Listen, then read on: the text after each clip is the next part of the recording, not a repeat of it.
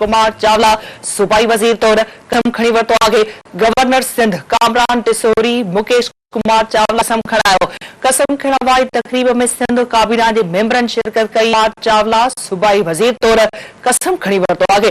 Governor Sindh Kamran Mukesh Kumar Chawla के कसम खणायो। कसम खणण वारी तकरीब में सिंध काबीना के मेंबरन शिरकत कई।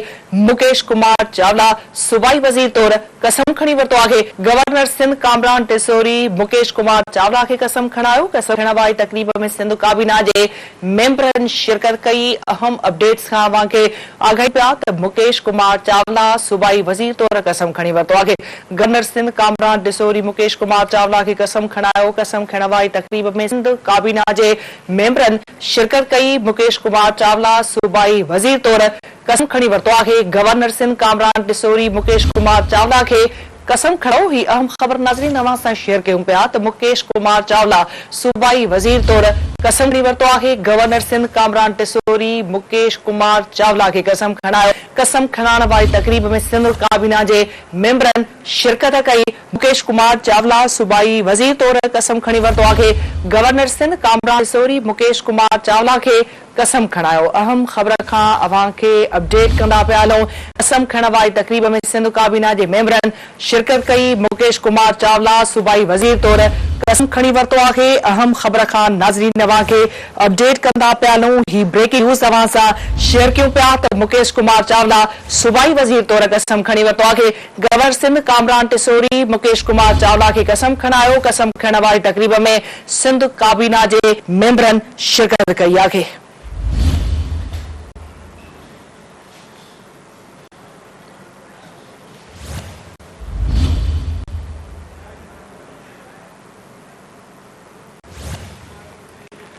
अहम खबर खां अवां खे अपडेट कयूं पिया। मुकेश कुमार चावला सूबाई वजीर तौर कसम खणी वरितो आहे। गवर्नर सिंध कामरान टिसोरी मुकेश कुमार चावला के कसम खणायो। कसम खणण वारी तकरीब में सिंध काबीना के मेंबरन शिरकत कई आहे।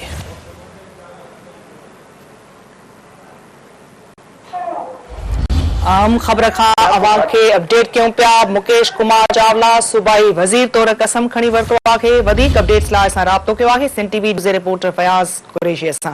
फयाज़ अपडेट कजो इन खबर के हवाले सां। बिल्कुल नदाद सिंध काबीना में जेका वाद की वही है अगूणो सूबाई वजीर मुकेश कुमार चावला जैसे बेहर काबीना जो हिस्सो बनायो वियो है। अज बाज़ाब्ता तौर पे कसम खणण वारी तकरीब गवर्नर हाउस में थी जिते गवर्नर सिंध कामरान टिसोरी मुकेश कुमार चावला के पंहिंजे मनसब जो कसम खयो। मुकेश कुमार चावला के एक्साइज ऐं नारकोटिक्स वारो खातो जेको आहे उहो तफ़वीज़ कयो वियो। उन हवाले सां